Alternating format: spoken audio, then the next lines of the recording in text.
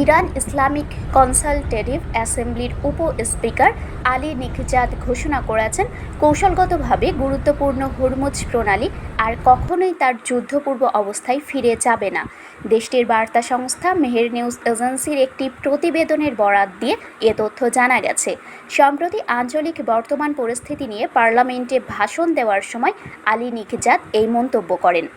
তিনি বলেন, ইসলামী প্রজাতন্ত্র ইরান যুদ্ধের দিনগুলোতে আগ্রাসী ও বিভ্রান্ত শত্রুকে এই সত্যটি বোঝানোর চেষ্টা করছিল যে হরমুজ প্রণালী আর আগের অবস্থায় ফিরে যাবে না। তিনি আরও বলেন, দুর্ভাগ্যবশত তারা বিষয়টি এড়িয়ে যাওয়ার চেষ্টা করেছিল।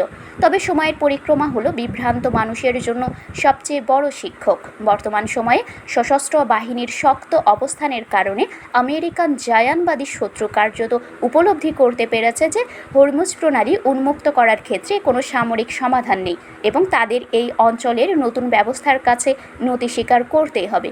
বক্তব্যের শেষ পর্যায়ে আলী নিকজাদ জানান, বর্তমান পরিস্থিতিতে ইরানের সরকারের সবচেয়ে বড় অগ্রাধিকার হলো দেশের অভ্যন্তরীণ অর্থনৈতিক চ্যালেঞ্জগুলো মোকাবিলা করে তা কমিয়ে আনা।